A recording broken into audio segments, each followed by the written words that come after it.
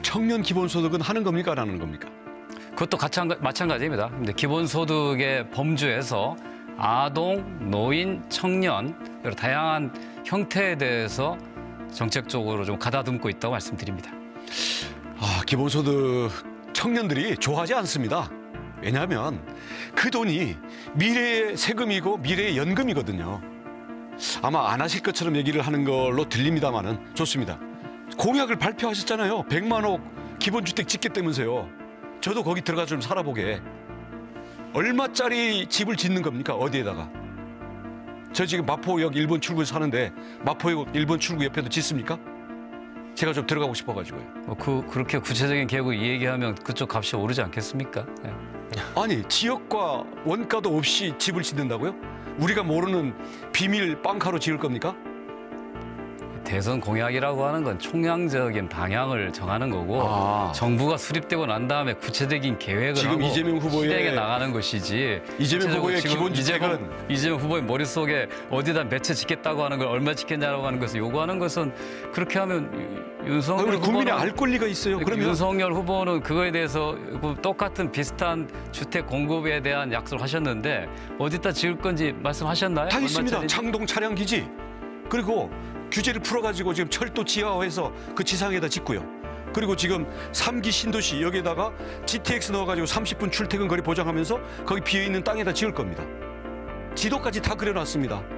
기본주택 어디다가 몇 호를 언제 얼마짜리를 짓고 월세가 얼마인지 알고 싶습니다. 예. 소비자인 국민이 공약의 수혜자인 국민이 그걸 알아야 그러면 이재명 찍으면 나한테 집이 언제 어떻게 돌아오겠구나. 고로 내가 지금 내 집 마련을 위해서 청약 들어있는 거 이거 우리 저 포기하고 이 돈을 가지고 뭐 아이들 학업비로 써야 되겠다. 아니면 내가 차를 한 대 사야 되겠다. 이렇게 미래의 생활에 대한 설계가 가능하잖아요. 100만 원씩이나 청년들에게 내 집 마련에 대한 대책으로 제공하겠다 그러면서 이게 어디에다가 몇 호를 얼마짜리를 짓고 월세가 얼마인지를 밝히지 않는다고요? 그게 국가 비밀입니까? 어떻습니까? 그러니까 공약이라고 하는 것은 대개 방향을 정하고 일정한 정도 양을 약속하고 난 다음에 실제로 정부를 구성하는 단계에서 상세 계획을 내는 거고요. 그리고 그 상세 계획을 바탕으로 정부가 단계적으로 해나가는 것이죠. 지금 어디다가 얼마 짓겠다고 하는 걸 다 얘기하라고 하면 거기다 이미 다 땅 사낼 텐데 그러면 우리 윤석열 후보는 거기에 집값 오르지 않게 해서 정부를 통해서 거기를 토지거래 허가구역으로 묶을 수 있는 그런 자신이 있습니까? 아니 공공 임대주택을 짓는데 거기다가 땅값 집값이 오른다고요? 땅값 떨어집니다. 지금 그게 현실 아닙니까? 그리고 정부에서 보유한 주택을 짓는다면서요. 거기 오히려 땅 안 뺏기려고 지금 거기서 도망갈 겁니다. 땅 가진 사람들이.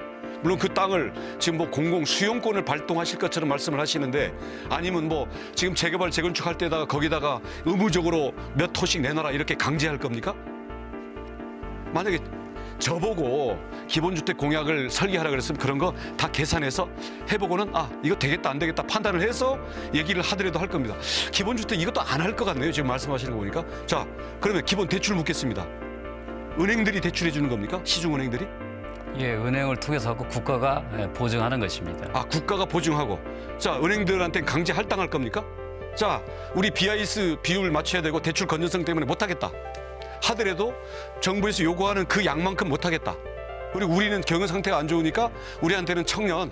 자, 이게 만약에 1000만 명이 할당된다 그러면 우리는 거기에서 정부가 요구하는 만큼 못하겠다 해서 정부들이 못하겠다 그러면 은행들이 못하겠다 그러면 어떻게 할 겁니까? 기본 대출에 대해서 제가 아까 말씀드렸잖아요. 지금 청년들이 일정한 소득이 없다 보니까 본인들도 학업을 위해서 필요한 비용을 마련하다 보면 그 고금리 이런 대부 업체들의 통해서 아주 고이자 대출을 받는 경우가 많습니다. 근데 그걸 갚지 못해서 실제로 출발선에 신불자가 돼가지고 굉장히 어려운 상황에 빠지게 됩니다. 근데 그거에 대해서 청년들한테 그런 어려움에 빠지지 않도록 기본 대출이라고 하는 것을 얘기했는데 그거를 어떻게 하겠냐, 뭐 은행에 뭐 BIS까지 이렇게 얘기하면 그거는 얼마든지 정책적으로 설계할 수 있고 만들 수 있습니다. 문제는 청년의 절박함에 대해서 공감하느냐 안 하느냐가 저는 더 중요한 태도라고 봅니다. 자, 농협 아니면 우리 하나은행에서 또는 카카오뱅크에서 받을 수 있습니까 없습니까? 예, 이 정권 아래서 부동산 폭등으로 내 집 마련의 꿈이 사라졌습니다. 말도 안 되는 소득주도 성장으로 일자리가 말살됐습니다. 정책 실패한 정권은 교체해야 합니다. 근데 어떤 분들은 이재명 후보도 정권 교체 아니냐 이런 말도 안 되는 이야기에 속으면 안 됩니다.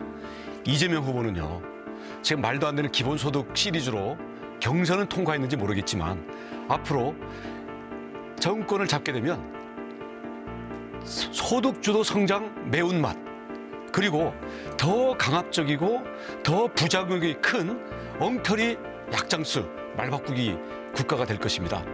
이재명 지사는요 부동산이 폭등하던 그 시기에 수용한 땅으로 하천대유에 8천억이라는 폭리를 몰아주 바로 설계자이고요. 거기에 돈 안 된다고 임대 아파트 법정 의무 비율조차도 다 없애버렸던 장본입니다. 그리고 경기도지사로 취임한 2018년부터 경기도의 경제 성장률은 곤두박질 급전 하락을 했습니다. 앞으로 이러면서 무슨 경제 성장과 공정을 얘기한다고요? 청년을 얘기합니까? 자기 집의 청년은요 도박과 섹스로 정말 점철되어 있고 자기 형님의 딸인 청년에 대해서는 뭘 찢어버린다는 말과 함께 쌍욕과 협박을 했던 사람입니다. 그리고 사귀던 여자친구 가족을 잔인하게 살해한 조카에 대해서는 심신미약으로 변호를 했던 사람이 마무리 바로 발언의 이재명 시간을